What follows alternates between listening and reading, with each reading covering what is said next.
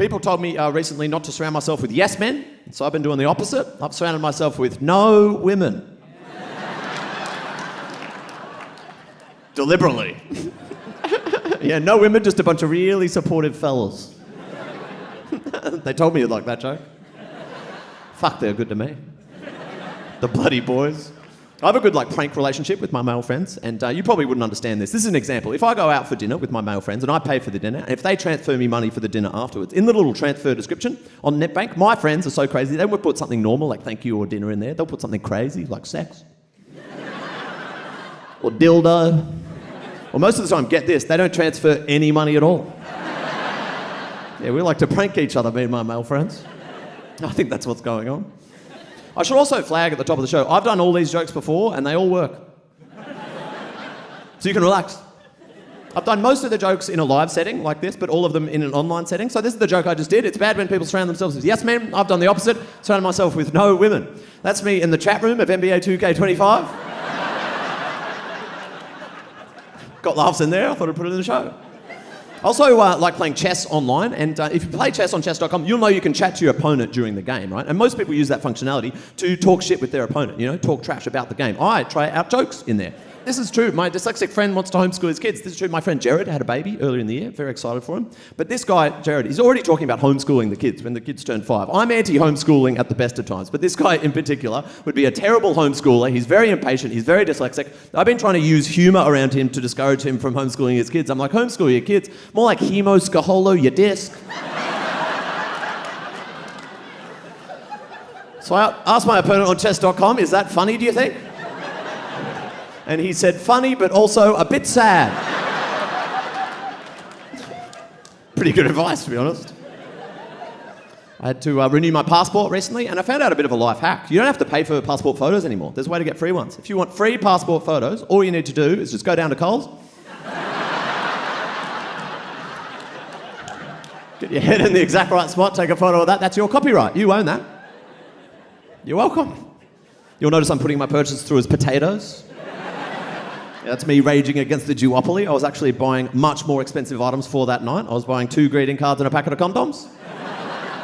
1 greeting card for if the sex goes well, and 1 if it goes too short. Always be prepared. I'm kidding, obviously. I've got more than 2 cards. This is my system. If the sex goes anywhere between 1 and 4 minutes, I give a sorry card. Anywhere between 4 and 8, I give a thank you card. Anywhere between 8 and 15, I give a you're welcome card. Any more than 15, we're back to sorry. There's absolutely no need for that, if you ask me. Over the course of this tour, there's a lot of people watching me live for the first time, I think, which I really appreciate. It's a lot of fun. But I get the sense that some people who've never seen me perform live before pull back a bit when I talk about sex. You can tell in the audience they're not really expecting that. And I suppose over the course of this tour, I've got a sense of who those people are, what subcategory they fall into, what they value. And I'm sorry to say, I've actually built some threats into the show to get back at you as an audience if you don't laugh enough tonight when I talk about sex. The people watching at home, they're laughing. Oh, trust me, they're loving it. But this is a way, I was trying to think of a way to only get back at the people in the live crowd right now if you don't laugh enough. And I've figured it out. So basically, if you don't laugh enough tonight when I talk about sex, I'm going to reveal one actual guess from today's Wordle. I've got you word nerds over a fucking barrel and you know it. Speaking of nerdy people in the audience, I had a guy come up to me after my show a few weeks ago and he said, good show. And I said, thank you. He said, I've got some feedback. And I said, here we go. And he said, one of your graphs had time on the x-axis and it started at 1 when it should have started at 0. And I said, given the context, fuck you, mate. Give me 60 seconds, please. For God's sake. I don't know how you feel. Sometimes I feel like the car is like a good barometer, like a cheeky insight into how you're feeling mentally, like in a general way. And last year I was getting kind of frustrated in my car sometimes. And an example of this happened in a hire car. Last year I got a hire car. I got into this hire car and I got frustrated. Within a few seconds I realised this car was conservative politically. And I don't think cars should have any political opinion. I know what you're thinking. How could a car be conservative politically? This car was pro-life. I swear to God. I can prove it. I get in this car, I get my phone out, which is the same weight as a fetus at 12 weeks. I looked that up. I didn't just know that off the top of my head. I put my phone, which is the same weight as a fetus at 12 weeks, in the passenger seat after turning this car on. Within a few mere seconds, this car is like, that's a person.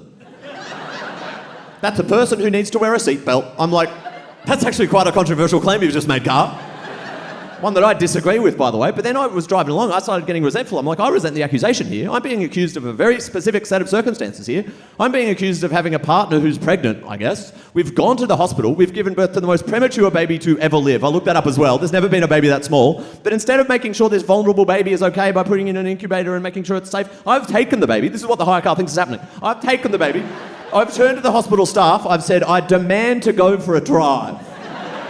Right now. The doctors aren't coming, the nurses aren't coming, it's just me and the tiniest baby to ever live. And then I've marched down to the car park. This is what the hire car thinks is happening. I've got in the car. Do I have a child seat set up? No, why would I? Just loose. Just the tiniest baby to ever live just rattling around the passenger seat as I'm careening around. Like, that's what this car thinks is happening. And the way this car has chosen to deal with that set of circumstances is by doing this. Beep. Beep. Beep. It's like we're way past beep, beep, beep. Shoot me in the fucking head. Are you kidding? I'm a psychopath. It was at that point I realised I hadn't put my seatbelt on. So that was all just me. That was just me, I guess. I've had a few run-ins in the last year in my car. Last year I got done for speeding, which is my fault. I got done for speeding. It's my fault. I'll cop to that. I shouldn't have been speeding. I will say I do resent the fact, though, that this is the speedometer on my car and most cars. Half of it is fucking illegal. Everywhere in this country at all times. There's not many other machines where half the capacity of the machine is illegal everywhere in the country in which it was purchased at all times. You've never seen a washing machine with a cold wash, a warm wash, a grievous bodily harm wash, a premeditated murder wash.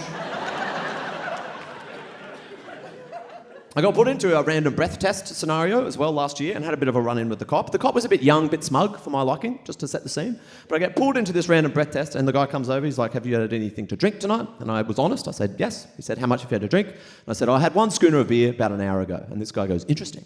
And then he takes he takes a tube. At least in New South Wales where I'm from, there's no tube anymore. You don't blow into the tube, you just count to 10 into the machine. But he puts the old school tube on, makes me blow into the tube, and then he waits for the reading. And he's like, you're under 0.03, the limit's 0.05. Then he takes the tube, he hands it to me through the window, and he goes, I want you to keep that. And look at it as a memento. Next time you want to think about drinking before driving. I'm there like, thank God my conservative hire car wasn't here to see this. He loves the police. I'm driving away fuming. I'm like, what the fuck's he talking about? I'm getting lectured as if I didn't comply, but I did comply. But you know when you're like going and you're arguing in your head and then you realise what the logic of the other person is? I figured out what was going on in his head, even though he was wrong. I reckon that cop, he just didn't understand spectrums correctly. Because this is a correct spectrum. It goes legal up to 0.5, then it becomes a fluid spectrum. After that, the more alcohol in your system, the more illegal the act becomes. But before 0.05, it's just like, I reckon this cop, he just thought it was fluid the whole way. He thinks it goes legal, I get to make an annoying, condescending speech. And then illegal. But that's illogical. That makes no sense. By that logic, if you went into a supermarket and you paid a discounted price for a box of cereal, the person behind the counter should give you the receipt, be like, I want you to keep that receipt and look at it as a memento. Next time you want to think about taking advantage of our low prices, you thief. You are technically a thief because the discount is closer to thievery than the full price is, you piece of shit. You're a criminal. You're technically a criminal based on that logic. Based on that cop's logic, on the spectrum of words to violence, condescension is police brutality. I am a victim of police brutality. So I went on Crime Stoppers to make a report. I don't know if you've been on there, they asked for distinguishing features of the culprit. I described him as best I could.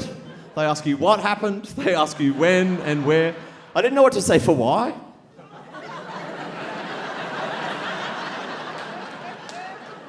Bit of a call is coming from inside the house situation. But I've been happier this year, thanks for asking. And because I went through a breakup 2 years ago, so I was sad for a bit. And then this year I've been happier. I love optimizing everything in my life. So as I've been happier, I've been like making an effort to really kind of see what makes me happiest, trying new activities. I've had more free time as well. And like at the end of every day, really making a stock take. If I'm trying to build a new habit and I'm going to like a new place regularly, it's a countdown to me humiliating myself in that new context. And the first example of like a new habit I was building is going to the gym, right? This is a graph of my fitness journey over the past 12 months. No increase in my strength. No increase in my buffness. However, my comfort getting changed in front of other people. Skyrocketed. A lot of gains in that area. Because I didn't go to one of these schools where everyone was showering together and you know you watch like American movies and after the game they're all slapping each other on the arse in the showers and they're all nude, you know? We're watching different movies, but... That was happening in a lot of movies growing up, I feel like. And I never had that growing up, so I never got comfortable. So what I've been doing until this year, when I've been going to this gym more regularly, and then you shower, and then you've got the towel, and you've got to change into new undies. My move until this year was you got the towel, I'll do like the undies like up under the, like the Mr. Bean, you know? Up under the towel, and no one's doing the Mr. Bean method in this new gym. So I'm like, I need to get more brave than the Mr. Bean. So now this is my method, right? I've got the towel. I'll drop, so I'll be nude for a second and like facing everyone to show I'm not scared. And then I'll do like a dignity turn to the wall. So I'll drop, second of, hey, don't care. And then I'll do a dignity turn to the wall. But recently I dropped, I said, hey, I'm not scared. And I did a dignity turn to the wall, and there was a fucking guy down there. I didn't know there could be guys down there. I did a scan of up here. There was a fucking guy down there. And he wasn't even a guy getting changed also doing his shoes or something. He was a tradie doing waterproofing work on the tiles. Yeah. He's wearing high vis, my dick is low vis, so that didn't... And I didn't know what to do in that situation because I'd gotten used to that.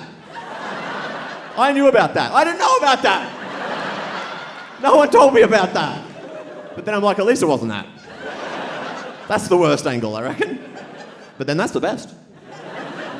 If they can see it from there, you're doing something right.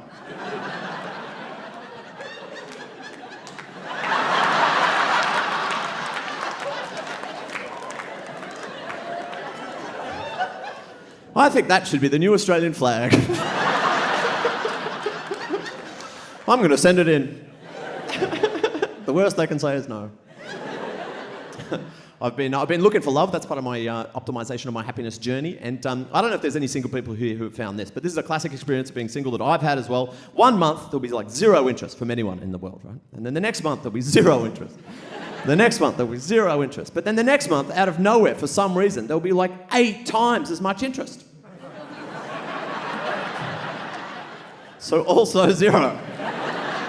Speaking of my love life, I did a show in Brisbane last year. A friend of mine from uni lives here, right? And she hit me up. She was like, let's get dinner after one of your shows. I'm like, great. And then she said, can I come to a show? So she came to a show by herself. And then at the end of the show, she was by herself. She stood up and she was leaving with the audience and eavesdropping on people as they talked about me, right? And she heard these 2 girls talking, apparently.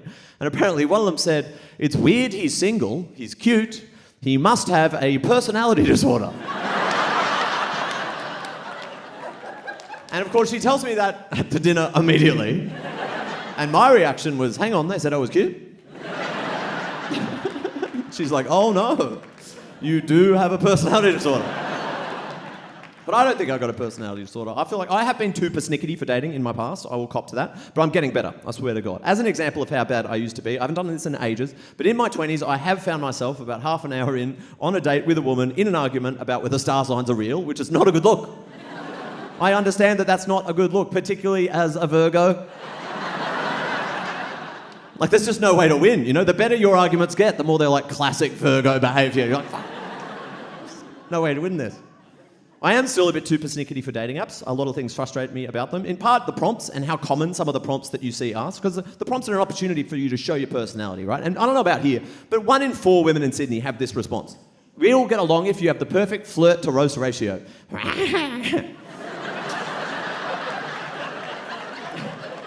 Not exactly the sound that was I was expecting to come out of my mouth. But fuck off, I don't know. How do you do the audio of that emoji? I'm always like, she seems chill, okay, yeah. But this always frustrates me, in part because it's so common, but also I don't think it makes sense, a flirt to roast ratio. I don't think you can have a rate, because I would argue that roasting is a subcategory of flirting. In a dating context, roasting is just a type of flirting, and you can't have a ratio between like one thing that's always within the other, you know what I mean? That's beyond 1 to 1. And look, I know what you're thinking. Some roasting isn't flirting. I understand that, but that's not what they're referring to. They're not talking about being on a date with the guy, and the guy's like, you're sexy, you're beautiful. Fuck you. Where'd you get that necklace? The jerk store? Get this broad out of here. They're not talking about like Don Rickles roasting in the 50s. They're talking about flirty roasting on a date. They should admit it in the prompt. The prompt should be flirt to flirt ratio. They should admit how much flirting they're requesting from the world. 100% flirting at all times, apparently. But you know what really pisses me off? Is what I'm doing now, logically taking apart this prompt without being flirty in the slightest, is precisely what the prompt requests. According to a literal interpretation of the prompt, this is the perfect response to the prompt. But would you like to see my success ratio on Hinge for roasting the concept of a flirt to roast ratio? 0 from 13. Hypocrisy. I do like sex though.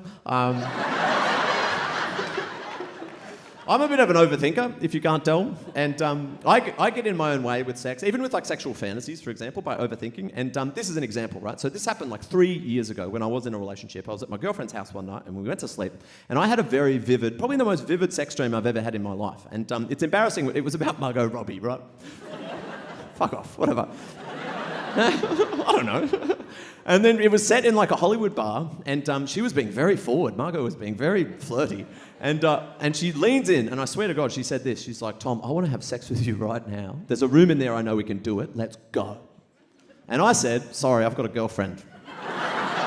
And that's the end of the dream. I'm a pick-me even in my dreams. I woke up kind of proud, but also really frustrated. I saw my girlfriend's awake. I told her proudly. Even she was like, what the fuck are you doing? Get back in there. I'm like... Eventually start dreaming about Lego or something. Like, fuck.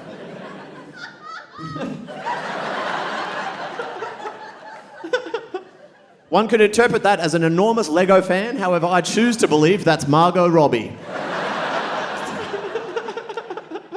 Oh, your laugh has gotten more unattractive since I last met you, Margot.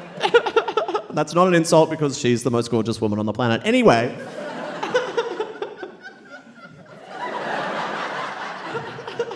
I hate to be someone performing a comedy show about to discourage someone from laughing, but my lord.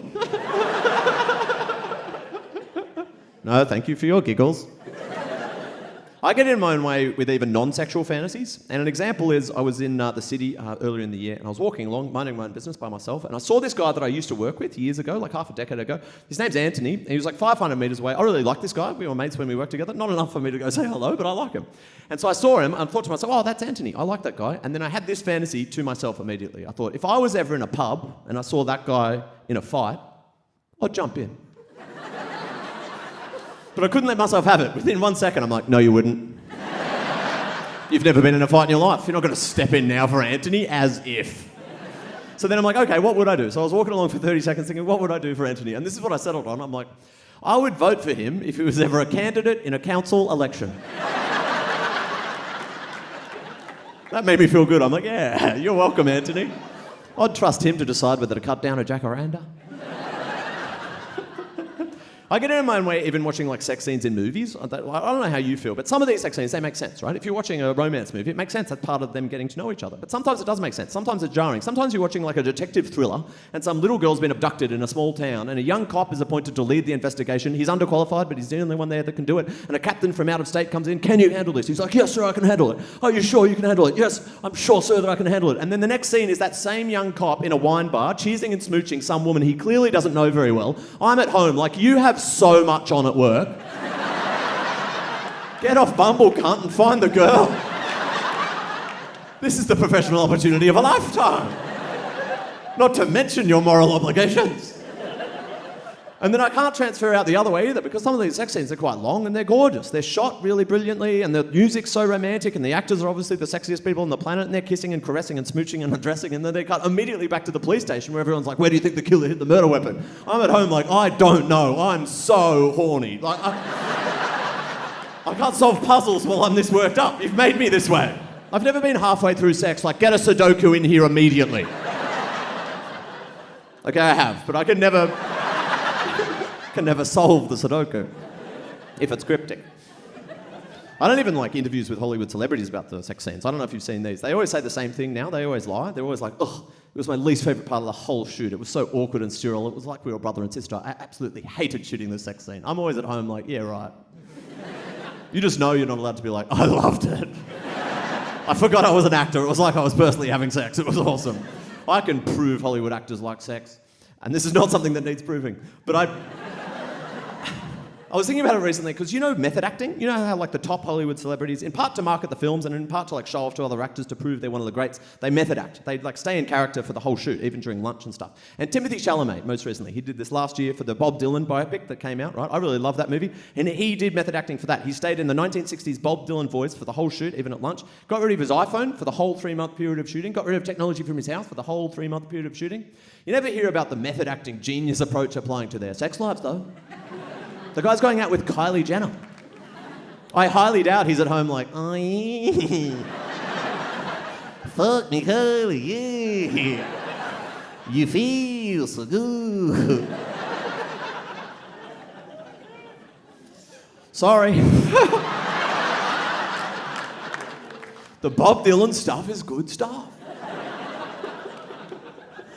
When I did the first few trial shows of this live show, I thought it'd be interesting. I'd never done it before. I made a new Gmail email address and I put it up on the screen and I asked for feedback from random audience members. I was just interested to see what people's thoughts were. And my favourite bit of feedback I got was from a woman called Patricia. And Patricia said, if anyone is waiting till 8 p.m. to do Wordle each day, they deserve to have it spoiled. Stakes felt low for committed Wordle players. So yeah, Patricia to blame for that.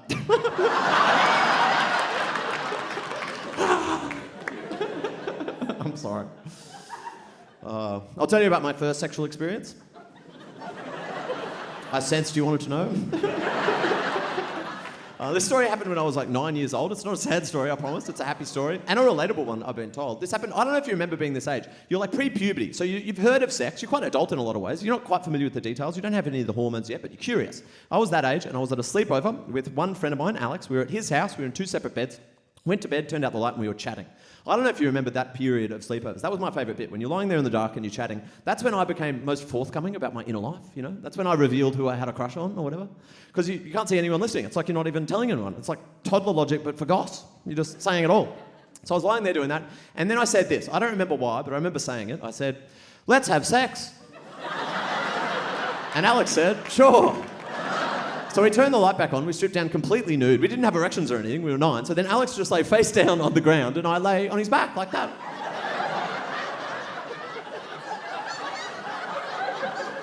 And I remember after 10 seconds having the thought, can't wait till this kicks in. I've heard it feels incredible. But after 20 seconds I became suspicious. I'm like, this doesn't feel like anything at all. But then we realised, oh, we haven't done all the combinations. So then I lay down face down on the ground, Alex lay on my back like that. We did that for 20 seconds, that was also nothing. We did all 4 potential combinations. So then Alex lay face up on the ground, I lay face down on him. That was the most awkward one. A lot of eye contact in that one. But then we did my favourite one by far. Alex lay face down on the ground and I lay on his back like that. That was the comfiest. And obviously that didn't feel like anything. So then we stood up, we looked at each other, we were like, well, sex sucks. And we went back to bed. I kind of drifted apart from Alex after that. I don't know. Who could possibly say why? I legitimately don't even think it was because of that. We were in different classes the next year, and then we went to different high schools, so I didn't see him for years, right? But this is true. I saw Alex like 7 years after that incident, when I was like 17 years old, around there. I played basketball in a local competition at that time, and one night we were playing a new team in the comp, and a few minutes into the game, I noticed that one of the guys on the other team was Alex. Hadn't recognised him at first, because he was pretty much a man, even had a bit of a beard. He was the biggest, toughest guy on their team by far, but it was definitely him. We nodded at each other to show we knew each other, then we kept playing the game. During this game, Alex was being a prick. He's one of these guys, he's screaming at the ref all the time. He's yelling at even the guys on his team anytime they make a tiny mistake. He's being really physical with all the guys on my team. Wasn't fucking with me, though. Barely looked at me. And then at half-time, all my friends on my team came over to me, they're like, Tom, what the fuck is going on? There's some behemoth on the other team who's being an arsehole to all of us. He's not even looking at you. Have you played basketball with this guy before? Like, what's happening? And I had to be like, oh, nah. We went bum to bum when I was 9. That's how I know that guy. Yeah, I know people. Sex is weird because there's different proclivities, right? And you don't always know about them, and then you can put your foot in it as a result. And this happened like 2.5 years ago when I was working on season 1 of Taskmaster Australia, which is a show that I work on presumably. So, thank you very much for watching. So if you've seen the show, you'll know that tasks are given to comedians. And now, in subsequent seasons, I'm part of the creative process of coming up with those tasks, which is a lot of fun. But in season 1, I wasn't, right? I was brought on board after the tasks were all written by a writing team. And I wanted to contribute, though. I was excited to be involved. I had a bunch of ideas for tasks. And looking back, the director didn't need to do this, but he was very nice. He did a bunch of meetings with me, and he heard out all my ideas. And I had a bunch of ideas. We shot in season 1 2 of the ideas I had. One of those ideas that we shot ended up being in season 1. Great. The other one we shot was not in season 1, and I wanted to tell you what went wrong with that one. The only other thing you need to understand, if you haven't seen the show, is basically what happens. 5 different contestants, they're all given the same task, they do it independently, and then a month later we go to the studio, we compare how everyone did. Every now and then, this started in the UK version of the show, and we do it as well, every now and then we'll give one of the contestants the task. They assume all 5 are doing it, but it's actually only them doing it. It's often something pretty shit to do. It's basically a prank on that person, and that is one of my favourite types of tasks, because I kind of enjoy fucking with people. So I really wanted to do one of that style of task in season 1 of the Australian version, right? And this was my idea for the task, right? So the victim was Luke McGregor, who, if you're familiar, you'll know he's a bit of an awkward guy, if that's fair to say. That is fair to say. I think if he was here, he would agree with that analysis. And but also he's an experienced comedian, so I thought he could hack being pranked, so he was perfect as the victim. And this was the wording of the task. Tickle Tom for the longest. You have 15 minutes, your time starts now. And now I had a plan with the director. So as soon as Luke inside, we were indoors when he read the task, and then when he was done reading it, I sprinted outside to imply to Luke that the point of the task was to be able to catch me, right? But then when I got outside, we already had a huge circular velvet rug on the grass that's not usually there, that before Luke got outside, I pretended to have tripped over onto. So when he came outside, I was on that rug, holding my ankle like, oh no, I've accidentally tripped over, but I guess I'm perfectly splayed out to be tickled in the most awkward way possible. He never even noticed the rug. He was too in tickle mode, I guess. And before he even got close to me, I was giggling so hard. For so many reasons as well. First of all, I'm legitimately very ticklish, so even the thought of being tickled was sending me. Also, I know how uncomfortable this is going to make Luke. This guy doesn't like physical contact at the best of times, let alone tickling me. But I also know he thinks everyone's doing this, but it's actually only him. So all of that is making me laugh so hard before there's even any physical contact. But he comes over gingerly, starts touching me under here a little bit. That's making me laugh even more. After 20 seconds of that, he becomes uncomfortable. Fair enough. He goes and gets a stick. He starts tickling me with a stick. For like 13 minutes, this is all that's happening. He's just tickling me with a stick while I writhe around giggling on a velvet rug. And eventually he ran out of time. I blew my whistle. We went back inside. We moved on. And it was only like a month later we looked at the footage, and it's so sexual. Like, it's absolutely unbroadcastable. I've since been told there's a documentary called Tickled where it's about people who have a fetish that's exactly that. I didn't know that. I wouldn't have suggested a task on Taskmaster that was just a fetish people have if I knew about that. So we just dropped it from the show, and it wasn't even involved in the studio section of the show. Which is way worse for Luke, in my view. Because at least if it's in the studio section, he gets to laugh at himself, he becomes part of the joke, he can laugh at it. This is now just a private experience we share. This is now just private footage I have. We forgot to, me and the production people, we even forgot to tell him about it. It was only months later, I was doing a stand-up show with him, we're backstage, we're just chatting, and I'm like, oh, you know that tickling task you did? Only you did that. And I have that. I kind of like fucking with people in my regular life as well, and this example relates to emotional intimacy, which also relates to me kind of optimising my happiness over the past year. I came up with a theory, and to understand this theory, you've got to know that, like anything, intimacy can be a spectrum, so this is like where you stand with each person in your life. So a 2 out of 10 person, that'd be someone you chit-chat to if you run into them. 5 out of 10, that's someone you're getting to know, you've had some deep and meaningful conversations with recently. And then obviously like 9 and 10, these are the most special relationships in your life. This is my theory, that I reckon this is how long it takes to get to each level. You can actually make a lot of acceleration here. If you meet someone and chat to them for 4 hours at a party, you could get to level 4 in one night, right? There's a lot of room for movement up here. Whereas it could take years to get from 7 to 8, or something really significant happening between you. And I think this is interesting to think about because I reckon this is the perfect life. I reckon people who live life perfectly have a range of intimacy in their lives. They have people they're getting to know, they have people that they've really known for ages. And I think most people prioritise one or the other. If I go to a social setting, I'm often making a beeline for the 8s out of 10s because that's who I'm comfortable with. And I think other people, they make a beeline for new people because they get addicted to that acceleration, but they forget to foster relationships into the 7, 8 and 9 region. I think both categories of person could learn from the other. So I'm like, oh, that's interesting. But then I'm like, where do I stand with the people in my life? So I wanted to do a test to assess my level of emotional intimacy with my friends. My first test was to send this text message to 15 people at the same time. I thought this was the perfect level of ambiguity. If I got that text from someone I didn't care about, I'd probably ignore it. But if I got it from someone I cared about, I'd be curious, maybe even a bit concerned. So I got some quick responses to this, like, what? And what? And here we go. But I wasn't measuring what they responded with. I didn't care about that. What I cared about was when. So then I made a table of all the response times. And I separated these response times into 7 tiers. I didn't think it was fair to differentiate between like 1 and 2 minutes. That's just a coincidence based on how close you were to your phone, you know what I mean? I thought this was a reflective 7 tiers of how much these people care about me. But I wanted more data, so I waited a few months. Then I sent another text message to the same people saying this: could you please send me a photo of your best shirt or top, like your current go-to on a night out? I'll explain my after. I got some quick responses to this as well. Some were wearing the shirt at the time. Most were worried that I was going to like judge the shirt and whether it deserved to be top tier, but I didn't care about that. What I was looking at, have I ever seen the top before? Think about it, we've all got top tier tops, second tier tops, third tier tops. If every time this friend is meeting me for dinner, they're looking at their wardrobe beforehand, they're looking at their top tier top and thinking, as if. That's not a top tier friend. I'm a second tier friend as reflected by the second tier top I'm getting at the restaurant. So then I made another table of whether I'd seen the top before, and then I combined that with the response data to get overall rankings and intimacy ratings for all my friends. Then I sent it to them all in an email.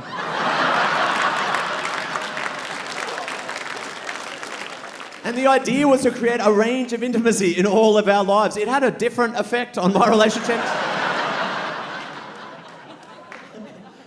I legitimately mentioned this to a therapist last year as like a funny example of me being a people pleaser. And she said, "What people are you pleasing?" But that is what a 5.5 would say. So we're going to ignore that. I've been trying to optimise my health as well. It's part of my optimisation over the past 12 months strategy. And I suppose reading a bit more about men's health. This is obviously not the biggest deal in men's health, but I read an article recently that was saying this. Apparently men don't go to the doctor enough, generally, because we're too proud to go to the doctor. Particularly if you feel kind of fine to go in for a checkup, men are too proud to go to the doctor. I got defensive reading that. I'm like, we're not too proud. We're smart. Because think about it. If you feel fine, you go into the doctor. There's only 2 potential outcomes. They either confirm you're fine, which is what you assumed anyway, or they tell you you've got something fucked. So just don't go. But then obviously it's better for your long-term health to go. So then I was reading it. I came up with a solution within 30 seconds of reading this article. I'm like, if we want men to go to the doctor more for checkups, all we need to do as a society is just develop new tests, new medical tests for good things. Then we'd go. Competitively. Because then if you go in, yes, there's a chance you get unlucky. There's a chance they're like, thanks for coming in, Tom. We've done the tests. And turns out you've got gonorrhea. You'd be like, damn it. But you take that risk every time. If it was possible to go in, they're like, thanks for coming in, Tom, we've done the tests, and turns out you're fucking cool. You'd be like, I knew I felt cool this month. They'd be like, you're not required to call and notify your last 3 sexual partners, but I would if I were you. Give them a ring, let them know. Couldn't hurt. So you'd call your ex, I'd call Anna. I'd be like, hey Anna, I know it's been a while, 2 years, almost exactly actually, and sorry to call out of the blue, but I've just been to the doctor and I've actually got some bad news. For you. I'm cool as shit, baby, sucked in. They're going to do more tests, but apparently there's about a 70% chance that I'm also brave, so I'm thriving without you. And then this is why it's a good idea. I think it'd spread quickly, because Anna would want one of these tests. Who wouldn't? So she'd march into the same doctor. She'd be like, give me one of these tests where they test for good stuff as well. And the doctor would be like, all right, Anna, thanks for coming in. We've done the tests. Turns out you're stupid. For breaking up with Tom, that guy's so cool. It's like the coolest guy we've ever seen in here. What the fuck are you doing breaking up with Tom? We're pretty sure he's medically brave as well. Why did you break up with Tom just out of nowhere? That's crazy. Why'd you do that? It was going so well as well. Like, why did you break up with Tom just out of nowhere? Like, a lot of relationships, they kind of peter out over time, don't they? They kind of get worse and worse over quite a long period, and by the time it does end, you're a bit glad, if anything. You know, the Band-Aid's finally been ripped off. But this was just going really well, and out of nowhere you went at it for seemingly no reason. Like, why'd you do that, Anna? That's crazy. Why'd you break up with Tom? That's nuts. What's the rationale there? I don't even disagree with the decision. I just want to understand the rationale that led up to the decision so I can know for my future what kind of rationale leads to decisions such as that. Why'd you break up with Tom, Anna? That's crazy. I loved you. He loved you. Also, you've got gonorrhea. I don't know. Got her. I had a bit of a health scare earlier in the year, and don't laugh at that. Fuck you. Please continue laughing. I had a bit of a health scare, which I should warn you before I tell you this story. This story is a bit too much information. It's a bit TMI, which is a funny disclaimer to give here and not before the bum-to-bum story. But But it could help some men, because I'd never heard of this. So earlier in the year, at the beginning of the year basically, I got testicular pain just out of nowhere, right? And wasn't going away, and I was worried it was something serious at first, and I got a bunch of scans, and then it wasn't anything serious, which was great.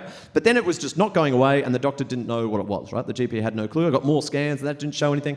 Eventually, after like 3 months of this pain, just being pretty much every day, I saw a urologist. I went in line to see a specialist, and I didn't like this guy. This guy was really dismissive after waiting 3 months. I swear to God, at the end of our session, this guy says this to me. He's like, "Some guys' balls just hurt."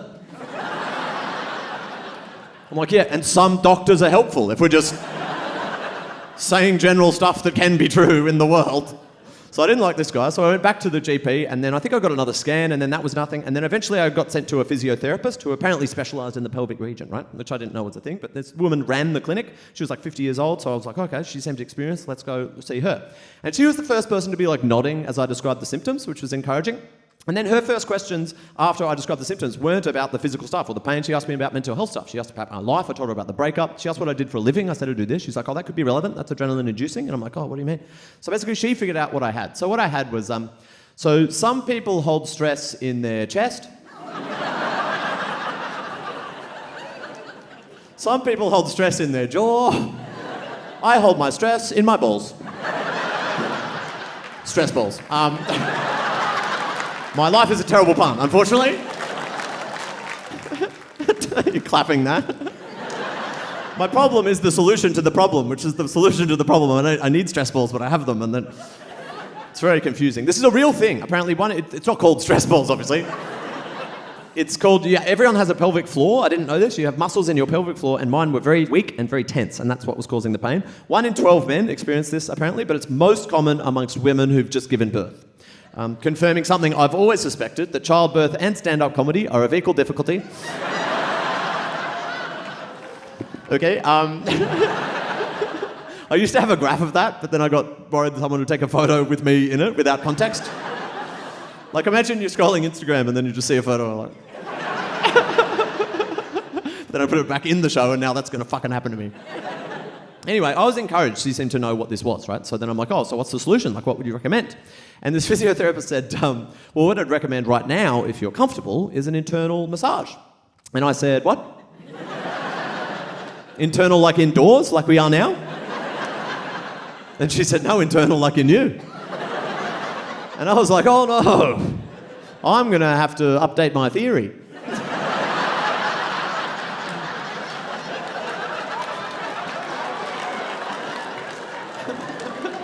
This is not the trajectory I am used to. This experience runs against the data. But I also was uncomfortable in that moment when that was proposed because I didn't know how to be, you know what I mean? There's no right answer in that scenario. Because to be too anti it is almost homophobic in my mind. Like, no one touches my ass. Ah. But then to be too pro, it's worse. To be like, yeah. So I was trying to be in the middle with everything I did. I'm like, I guess we could do that. Who cares? I don't like it nor dislike it, if you insist. So then you lie down, if you've never done it before, you lie down on your side on the desk. Not the desk, sorry. Swipe the staplers out of the way. Oh, the desk makes it terrible. No, the table. You've been to the physio. It's a table. Yeah, not the desk. And then you lie down, and then it starts, and it wasn't the worst thing in the world. It's all just a bit awkward, right? Particularly because there was like a minute's silence at the beginning, not out of respect. Just a minute for the diggers at the beginning. She was a digger, if you think about it. No. Cut that. Don't tell anyone about that. But yeah, I just like, even when I get like a vaccine or something, I like chatting, looking the other way and like pretending it's not happening, right? And distracting myself. So I wanted to chat, but then all the chat had to stay in the middle, you know? And so it was all terrible. And the first thing I said sucked. I said, it's a good temperature in here. I'm like, oh, I need to get past that. And then I rushed the next one, and the next one was worse. I said, did you go to uni? And I wasn't trying to question her qualifications. I was trying to start a conversation about the qualifications that were on the wall, but it came out like, did you go to university? But then I'm like, in my head, I'm like, did she? I've never heard of this type of treatment before. I did a very high-stakes online search when I got home. Isn't internal massage a normal thing for a physio to do? Turns out, yeah. So then I went back. She recommended 5 sessions over the course of 5 weeks, and we did that. And we were chatting throughout because I kind of demanded to. And then in the 5th one, this made me laugh. I swear to God, I go in for this final session out of 5, and she says, welcome to the final session. For this one, we're going to try a different approach, similar effectiveness. We're going to do some acupuncture needles on your bum, get at the muscles that way. And I'm like, hang on. There are other methodologies. This would have been good to know before the finger and ass method was implemented for a month straight. I did another high-stakes search when I got home. Hang on, are there other methods that work just as well? Also, yes, apparently. What the fuck? And then we had quite a good conversation in that final session. I was in a good mood. Who knows why? I was reflecting on the fact that when I found out there was going to be a solution, the pain got quite a bit better just like almost immediately, which confirms what she was saying about it being partly psychosomatic, partly in my head, partly about stress. And then she went on a bit of a spiel, which is interesting to me. She was like, apparently there's been studies, it's not like a woo-woo thing, but like the link between the mind and the body, with some ailments, not all obviously, but with some, if you're stressed about the pain, it can exacerbate pain, and if you're relaxed about the pain, it can make the pain better. And then she kind of said offhandedly, as an aside, she's like, that's true of like negative things like pain, like you can overthink it, make it worse, underthink it, make it better. But it's also probably true of positive things like happiness. Like some of the least happy people are people who overly focus on happiness. And then I'm like, hang on, that's all I've been doing all year. I've been like day to day kind of thinking about like how much happiness each activity and combination of activities have been making me and like really analysing how happy and trying to optimise my happiness. And she interrupted. We had the relationship, she could say this. She was like, that's stupid, don't do that. So the formula for happiness for me now is travel, plus comfort with your body, plus sex, plus love, plus fitness, plus emotional intimacy, plus mental health, plus physical health times 0. Ignore all that. Not allowed to think about any of that, apparently. But I was thinking about it afterwards. I think she's kind of half right and half wrong. I think she's right. I definitely overthink things and get in my own way. I can't even have sex with Margot Robbie in a dream without being like, technically this shouldn't occur. You know what I mean? But also, I think it's right to obviously identify the subcategories of things that make you happy and focus on them. So now my approach to happiness is I focus on like goals within the subcategories, like travel goals, without constantly checking whether it's working. I think it's the constant checking of whether I'm happy or not that gets in the way of me actually being happy. So the goal is to focus on goals within travel or fitness, and then the hope is that slowly I get happier without me kind of realising and ruining it, if you know what I mean. In terms of whether this is working for me, I don't know because I'm not allowed to check. Well, at least that's what I thought until I realised I actually have a unique and special insight into my mental health at all times, and that is looking pretty good. That's as big as an endorsement as you're going to get. This is the subcategory of thing that's made me the happiest over the past year. I'm a sauna guy. This is a new hobby of mine. It's a bit of a fad, but I'm into it. I recommend it. It chills you out for the rest of the day. And as I said before, though, anytime I go to a new place regularly, it's a countdown to me humiliating myself in that new context. And the sauna was no exception. This is the last story I'll tell you. This happened at the end of last year. I was in New Zealand for work in Auckland, and I was staying in a fancy hotel for work, right? And I was in the sauna there at night, and no one else in there, but it was a pretty big sauna. And I'm chilling out by myself, and then a guy walks in, probably the fittest, buffest guy I've ever seen, right? He walks in, he sits down. And then another guy like him. And then a third guy. Cut to there's 9 of these guys around me, right? They were all clearly a footy team of some kind. They're all chatting as if they know each other. I was loving being one of the boys. None of them even looked at me, but I'm like eavesdropping and kind of laughing at their jokes. I was loving it.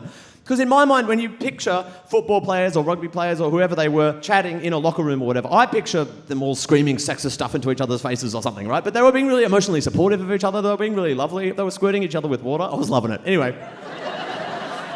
I'm eavesdropping, and then I hear them say this. I hear them kind of whispering. They're like, did you hear the big dog's coming down to the sauna? They're like, fuck off, the big dog never comes to the sauna. They're like, he is coming right now. The big dog's coming to the sauna right now. I'm there like, there are bigger dogs than these dogs. And then the big dog walks in. He's like, boys. He wasn't even like physically big. He was like older. He was clearly a coach of some kind, right? So he comes in, he's like, boys, they're all like, big dog. And then he does a scan of the room. He's the first guy to even look at me because he's like, boys. And then he spots me. His eyes widen and he points. And he's like, are you all right, mate? And fair enough, I'm the one skinny guy amongst these behemoths, like, big dog! And I was proud of what I said back. I had something like this planned, and I nailed the delivery. He's like, are you all right, mate? And I said, I'm fine. In fact, I'll see you boys at practice tomorrow morning. Huge laugh from the boys. That's the kind of humour guys like that love. Like, you on the field with us, as if you little dickhead. Probably one of the best moments of my life. A huge laugh in an enclosed space from 9 football players. I swear someone slapped me on the back. I probably imagined that bit, but it felt like a back slappy vibe in there. I was king for a day, and of course it immediately went to my head, and I blew it, because I was then emboldened to chat. Before, I'd been quite respectful. I was eavesdropping, but I didn't try and bother them. But now I got a big laugh. I was emboldened to chat. The big dog sat down, and I turned to the guy next to me, and I'm like, what team are you guys? And he's like, oh, we're the All Blacks. And I'm like, fucking hell.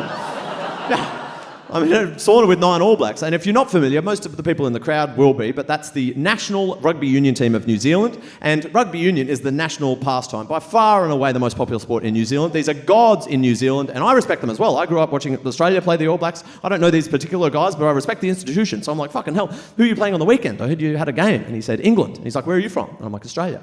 He didn't like my next question. I said, are England good? I meant compared to the other countries at the moment, not generally. But he said this. He said, yes, England are good. And that should have been a sign to wrap up the conversation. But I got a big laugh earlier. I was needy and I became a suck-up, I'm sorry to say. I sold out our country because my next question, one of the only things I know, I was trying to connect, one of the only things I know about rugby union is Australia, we're not as good as we used to be. So my next question, I said, are Australia shit? And then this guy was all respectful. He's like, nah, man, they beat Wales last week. Come on. And I'm like, fucking hell, an All Black is defending Australia to me. This is a terrible feeling. And then he stood up and left the sauna. Like, I annoyed him out of there. I'm like, oh, God, I'm embarrassing myself. I got a big laugh before. I've ruined it. I just need to shut up. So I didn't speak after that. Didn't try and talk to the others. Then after like 5 minutes, I'm too hot. It's my turn to get out. So I stand up. I'm up on like the 3rd platform. So I stepped down one platform. And then my foot was in the air, about to step down onto the tiles where there was a bit of a puddle. As my foot is in the air, the big dog leans around and he says, careful you don't slip in your jandals, mate. And that's like a New Zealand word for slippers or flip-flops or whatever, right? And that's when I look down. I'm wearing the fancy little hotel slippers they give you. No one else in the room is wearing any footwear at all. There's a reason you wear those, by the way. It's so you don't get athlete's foot. They should fucking know that. They're athletes. But I step down, I don't slip or anything, and then I turn to leave, and then in my head I'm like, hang on, I'm getting made fun of by the big dog in front of the boys. I was getting big laughs in here before. I need to have a comeback of some kind. So I turn around, and then I'm like, yeah, well, at least I'm not going to get tinnier. Silence from the boys. If you don't know what tinnier is, neither did they. It's the scientific word for athlete's foot, which I know because I have it, okay? But I eat my lumps, I get nothing. I was getting big laughs before, now I'm on silence, but whatever, I need to leave. My comeback didn't work, so I exit the sauna, I close the door. As I close the door, I realised something pretty important. I realised, I thought the big dog was making fun of me because jandals sounds like a funny word. It sounds like a derogatory word to me, like your jandals. But then I realised that's the main word New Zealanders use to describe flip-flops or slippers or whatever. Then I realised I think he was just being nice, like if you don't slip in the puddle. And I've turned around like, you're all going to get fungus on your toes. Fungus, fungus, fungus, fungus. They're all like, all right, mate, you're all right. So I'm like, God damn. Then I went back to the change room. I got changed very confidently, thank you. And then I exited the change room and I saw the guy who I annoyed out of the sauna earlier and I said goodbye to him. I'm like, see you, mate. And he's nice enough. He turned around. He's like, see you, mate. But then as I said, see you, mate, so my hand up here for see you, mate, my plan was to grab the exit handle of the door to leave the change room. But I was nervous and I missed the handle and there was a bit of a puddle there. I slipped in my jandals.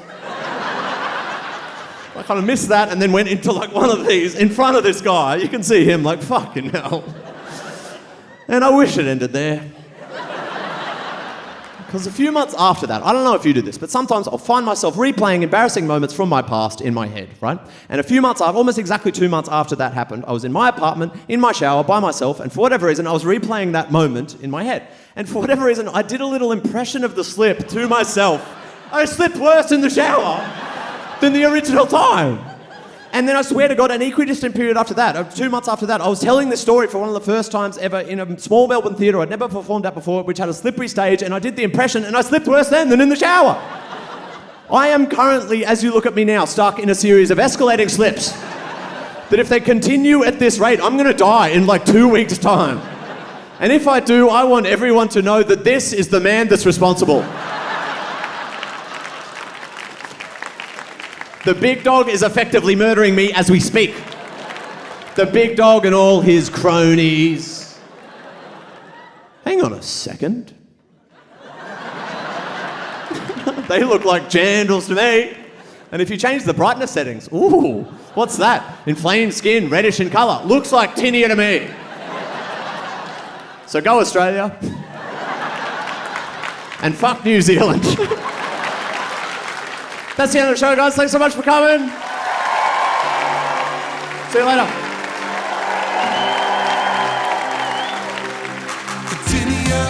Tinnier, the All Blacks have tinnier, and they're so itchy. Oh yeah, the All Blacks have tinnier.